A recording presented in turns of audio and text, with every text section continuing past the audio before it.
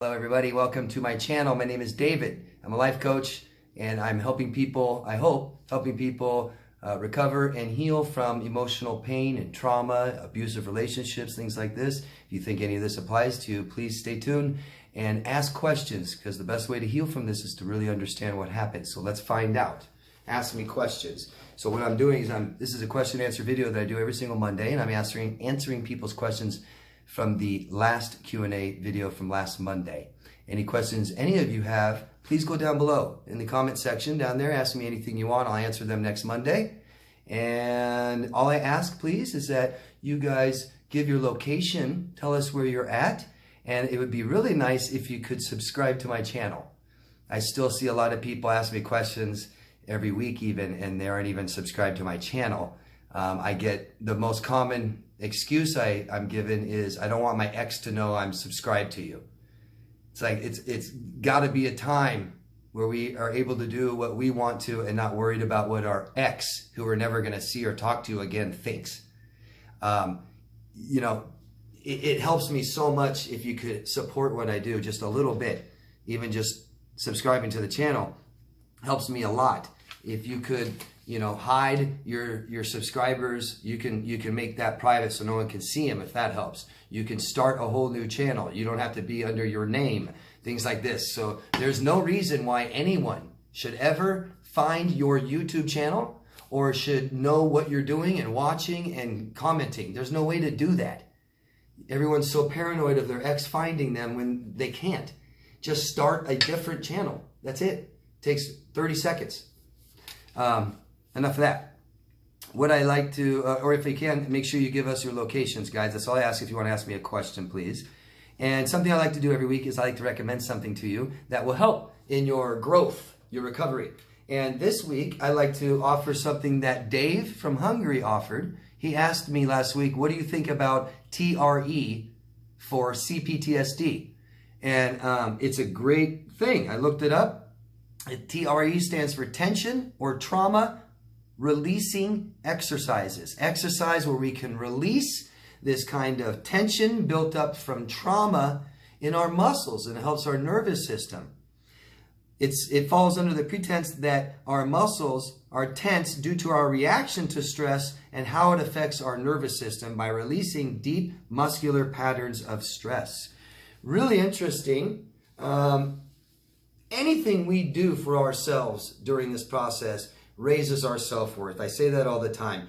If I could just go buy some placebo pills, some sugar pills, and tell my clients, this will help you get better, take them every day. At least you're saying I'm worth it.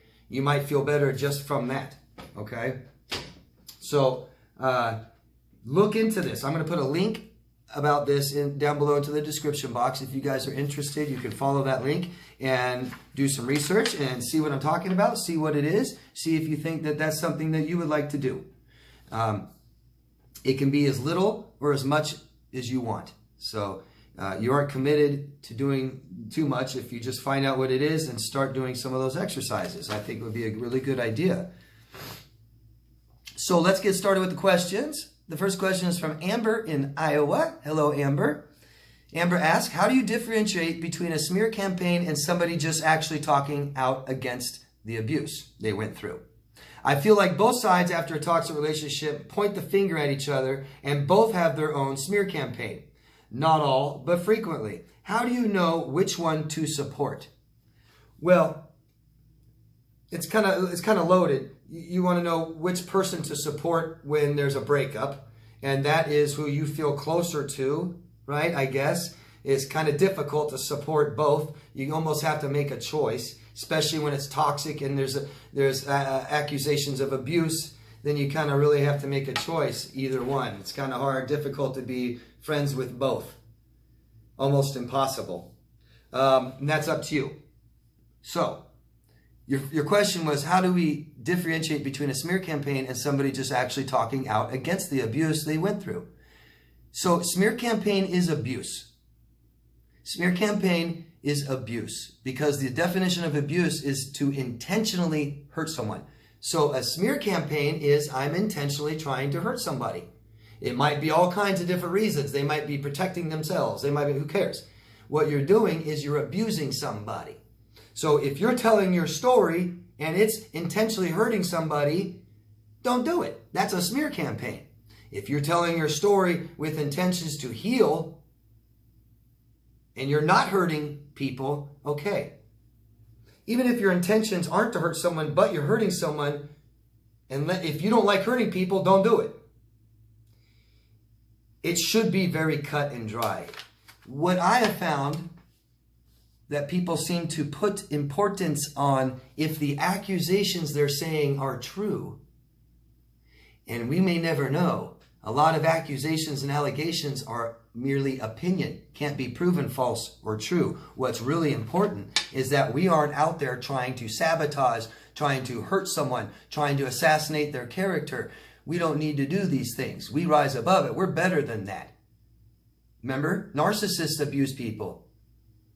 If you don't want to be a narcissist, don't abuse people. I'm not saying all abusers are narcissists. I'm saying if you don't want to be like the person you're pointing the finger at, don't do the same thing. In other words, I've been smear campaigned and I don't say anything back. I just stay quiet. I go and talk to my therapist, my life coach, my mother, my girlfriend, my friend. That's who I talk to about it. To make sense of it all, preferably a professional would be the best when dealing with abuse, things that your family and friends can't solve or treat for you. Friends and family can be there for support, moral support, for emotional support, and we can bounce things off of them and get their opinions and stuff like this. But if we need help with somebody abusing us and it hurts too much and we don't know how to make it stop and we don't know how to make the pain stop, then we go to a professional for that. I hope I'm being clear. Smear campaign is the person outright talking about the other person. It doesn't matter if it's true or false. That's where it gets, we don't hurt people. We don't assassinate characters. We don't call people narcissists. He's a narcissist. She's a narcissist. They're a bad person. Look, I have this screenshot of this person being bad. Look, see, they're bad. No, just shut up and keep it to yourself and go get the help you need if you can't handle how you feel. Because that's what a smear campaign is, right? That person can't handle their emotions. They can't handle not being in control, so they're still trying to control you and hurt you because they can't handle their own emotions when they need to go get help. So the person that smear campaigned me for so long needed to get help. I didn't do anything back. Clear. And that's the best recommendation I can give to all of you who are being smeared when your ex or a friend or anybody is sitting there attacking your character. Just let them. Let them be the one doing all this. Let them be the one saying negative, bad things about you while you say nothing when you can. And you just say nothing and you just let them be toxic. And it's real obvious to a healthy person, oh, that's good. What they're not doing it back to them, but they're doing it because the person doing it is trying to convince everyone else that you're the one doing it. So if you start defending yourself, you're now on their level. Now it's a fight. If you start trying to get them back and fight back with them, you're no better. You're both pointing fingers and you're right. You're right, Amber. They're both toxic and you should probably just stay away from both of them. Okay? When you see somebody you care about involved in this stuff, you tell them to go get help. You don't listen to that crap and you tell them you need to get help if you don't know how to handle your emotions. You don't know what to do and you think you should be hurting somebody else, go get help. Thank you, Amber. Please ask me tons more questions about smear campaigns. I know they're confusing. I know they're stressful. I'm sorry. I've made lots of videos about smear campaigns. Feel free to go check them out about things that you can do to help you. If you really want some serious help with your smear campaign, hire me as your life coach. Thank you. Edith, don't know where you're from. Please leave us your locations, everybody. David, at some level, do they have the ability to feel guilt? Sort of mea culpa. They, I'm guessing you mean narcissists specifically, right? It's not just they, people, or people that hurt you. You're narcissists. I'm going by, you want to know if narcissists have the ability to feel guilt. Yes, they do. Yes, they do. Sociopaths, no. Narcissists, yes. Narcissists have the ability to have some empathy. Sociopaths, no. Actually, sociopaths have empathy. Empathy and sympathy are screwed up. Lots of misconceptions of those. Narcissists have the ability to feel guilt, but they don't want it. They don't want to. They cannot self-examine. You have to understand that a narcissist is ego. They have inferiority complex. Inferiority complex was made, the idea was made for the narcissist who doesn't feel adequate, not good enough, not accepted, not equal, full of shame, bad person. And they counter it with false ego. I'm better than you. Can they feel guilt? Yes. Will they look at themselves and admit they did something wrong? Very unlikely. Not impossible, and not all. Always not all. This is a spectrum disorder. There's all kinds of, there's 3 different types of narcissists, and each one of them are on a different spectrum, or somewhere on that spectrum different. Some feel guilt, some don't very much, some may not at all. I can't speak for all narcissists, but generally speaking, some narcissists or narcissists can feel some amount of guilt, because guilt is, I did a bad thing. They're full of shame. They believe they're bad people already, but they won't look at their actions or their behaviors. Do they have the ability to? Yes. They're in denial, cognitive dissonance, fear. They won't do it. Do they have the ability? Sure. Will they do it? No. Some will. Some will apologize up and down, won't they? Some narcissists apologize for everything. Some narcissists doubt every single thing they do and feel guilty about everything. And I mean, it's a spectrum disorder. But generally speaking, they won't do it. They won't apologize. They won't look at themselves. Some can. I've seen narcissists do it. Now, but generally speaking, it's not something that they want to do or they allow themselves to do. They stop. I won't be insecure. You will never hurt me. That means if I apologize, you could hurt me, so I'm not going to apologize. I did nothing wrong. Did nothing wrong. Hope that makes sense. I know it's confusing. Lynn from the United States. Hello, Lynn. Thank you for great contact and helping us better understand these complex issues. You're welcome, Lynn. Thank you for thanking me. Thank you. After researching narcissism and attachment trauma, I stumbled upon something similar between the two. You did. That is similarities between someone with a lot of narcissistic traits and someone with dismissive, avoidant attachment style. Have you had a chance to explore these? Yes, I have, Lynn. I've made multiple videos on this subject. I've made a video just on attachment styles. If you guys are interested, you'll find it in my playlist titled Healing CPTSD. Lots of videos like that in there. Narcissists typically are avoidant. So what that means, without diving all into attachment styles again, is your attachment style is based on, it's not good or bad or healthy or anything. Unhealthy, it's just the way it is. Like life, there's no good or bad. It's the way it is. So it's about the attention you receive from your caretakers during attachment, which happens right after birth. However you feel during attachment will surface when you attach again in adulthood. People seek attachment. Narcissists still seek attachment. They seek out attachment and want relationships with people, don't they? All the time, right? They're seeking attachment and all is good, right? They're like, and we all are. We're all like, yes, attachment, yay, good. Oh, I think you're great too. And then we start attaching and our old feelings surface. And for those of you who've had lots of attention, emotional attention, those of you who've had lots and lots of emotional attention from your parents, you feel very secure in relationships. Those of you who believe you have not been emotionally neglected in your childhood, if that's true, then that means you should always feel very secure in the relationships you have with people. Never worry about them cheating or never worry about them doing anything. And I know what you're going to say. You're going to say, oh no, I don't naturally, but it's them that made me feel that way. They made me feel insecure. If they did, you would have left immediately. That's secure. That's a secure attachment. The second they started making you feel insecure, if you were secure attachment style, you would leave immediately. You wouldn't put up with that because I am secure. I have secure attachments my whole life and I'm going to continue to do that.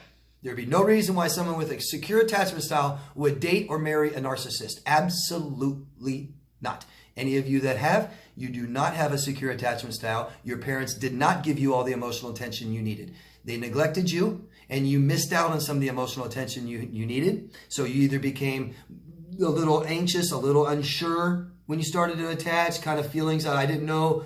I'm not sure what we are. What's our title? Are we dating?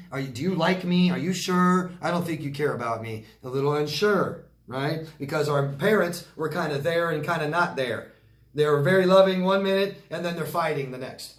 I don't know when they're going to be done fighting. I don't know when they're going to be back and make me feel secure. Because I don't feel secure now. I guess I'll wait till mom's done fighting. I guess I'll wait till dad's being drunk and wake up. I guess I'll wait till my mom comes out of her bedroom and decides to pick me up. That's unsure. Now, take it further. The narcissist, the ultimate victim of emotional neglect. And I don't care about physical. Not money, not clothes, not food, not water. Secure, autonomous, privacy, emotional connection, love, emotional attention. If a child didn't get that at all, they want attachment in adulthood. And as soon as they start to attach, they push the person away. Because that's what they're used to. They're not used to being close to someone emotionally at all. Not just a little. Not just half the time like us. Never.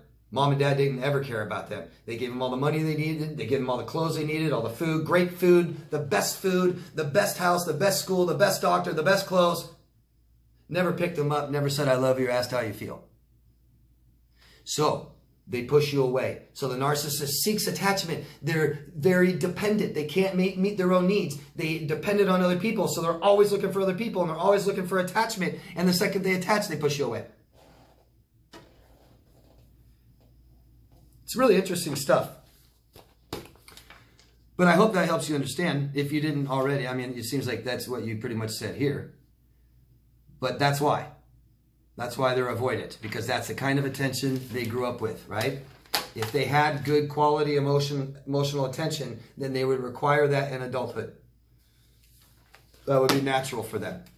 It would be very, very unnatural to not receive any attention in your childhood and then want to be very close all the time.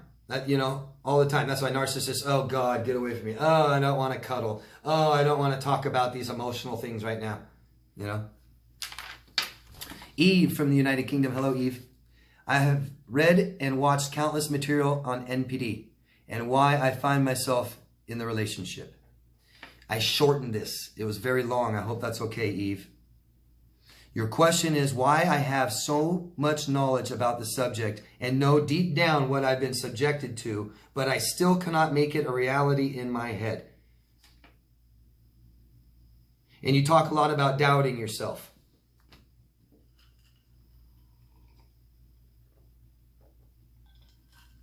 So, sounds like you have cognitive dissonance. Sounds like your parents neglected you. If our parents neglect us,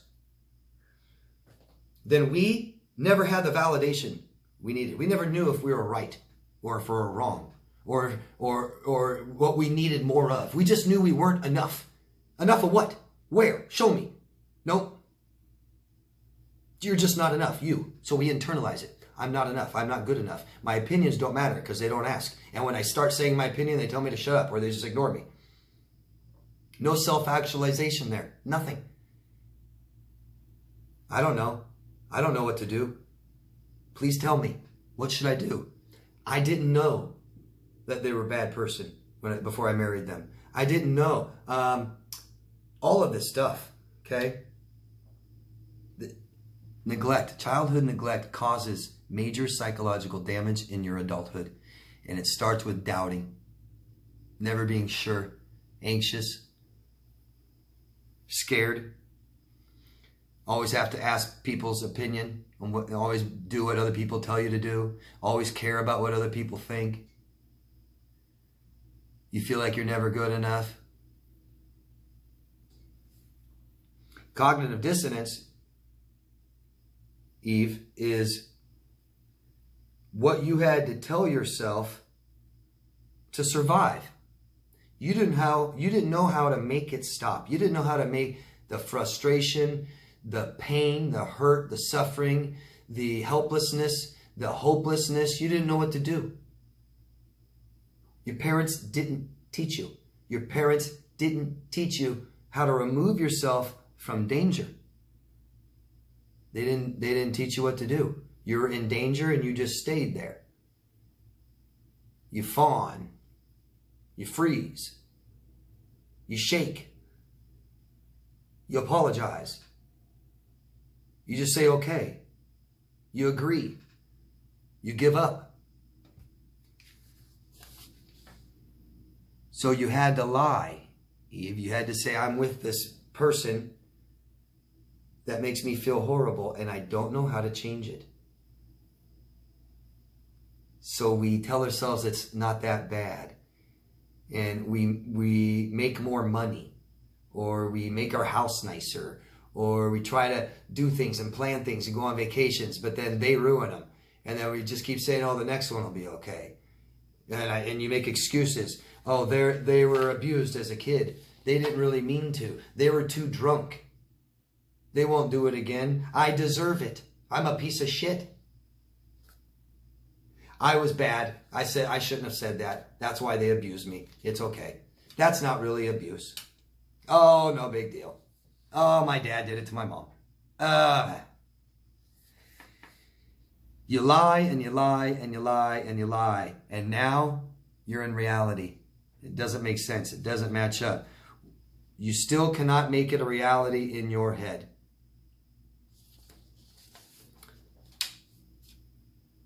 Talk so you hear yourself say it.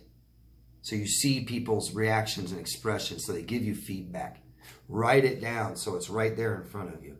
Make a huge list if you have to. List from your ceiling to your floor. Record yourself and play it back. Video. Make video, guys, and watch yourself.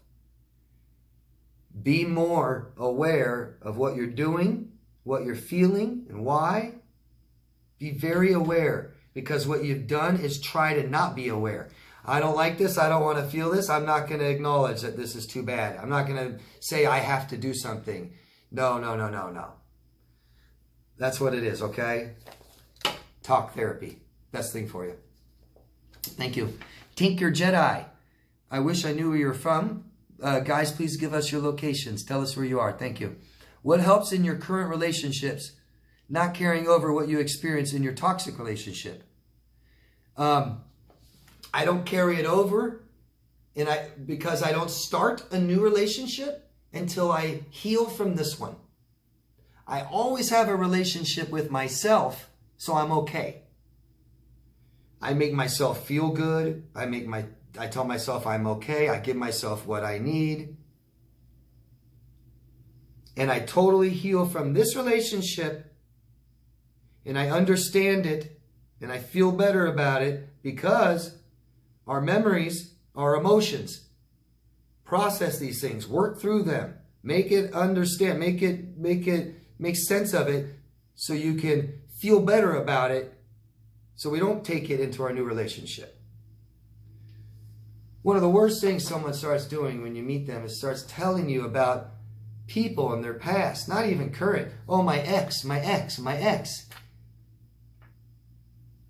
They're not healed. There's a problem. There's something that bothers them. It doesn't matter what their ex did. It doesn't matter what they did. It matters how they feel about it. If they're talking about it, they're still feeling it. If you're still feeling it, there's something you don't understand. Take the time. Tell yourself you're worth the time to understand so you don't go make the same mistake. Anybody who's been in a bad relationship has made a mistake somewhere. I'm not saying that people hurting you is your fault. That's their fault. They shouldn't hurt you. It's wrong. But you made a mistake, and if you don't see that mistake, you're going to keep making it. So I understood what happened, so it felt better. How do you know you're healed? It feels better. How do you know you understand? How do you know that you know the truth? It feels better. Because I'm a bad person. I'm a piece of crap. I don't deserve to be happy. Nobody will love me. Those aren't truths for anybody. There's nobody like that. I'm sorry. We can rebirth yourself, redesign yourself the next day if that's how you feel, because you'll never make it in life if that's how you feel. So I understood, and so that I felt better about everything that happened, and then I felt better about who I am. Because once I feel better about who I am, then I have a much better chance of meeting people, good people that are good to me and good to themselves, healthy, right? Who care about who I am too. Bad, toxic people don't care about who you are. That's why they date anybody. Anyone. Michelle, I'd love to know where you're from, Michelle. Please give us your location next time. Thank you. Can you give me guidance on how to value or trust relationships more? I was raised by a narcissistic mother and have subjected myself to a series of narcissistic relationships. Now I know how that happened. What I don't know is how to rely on others.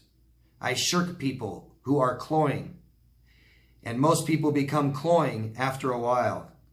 I also cannot allow myself to depend on others for anything. I'm not explaining this properly. Basically, I don't want others to depend on me, and I don't want to depend on others. Possibly I'm terrified of being used again, and also of being betrayed yet again. My psychologist basically says, just do what you are comfortable with. But I like to push my comfort zone and see if I might like letting others in. And that's a good idea, Michelle. I like what your psychologist says. Do what you're comfortable with, because it doesn't matter what we do, only how we feel. But I like what you said too. I want to push myself. We have to, Michelle. You and everybody else are social animals, and we need people, and we need attachments, and without them, we become lonely and depressed. Everyone. Everyone. Giving people a try is giving yourself a try. It's giving your life a try. I'm sure you're a wonderful person, Michelle, and I'm sure there's a lot of people out there that can benefit having you as a friend, or at least having you in their life. But what's really important is that you have people in your life, Michelle, that you have some people that you can count on. You need it. It's a need.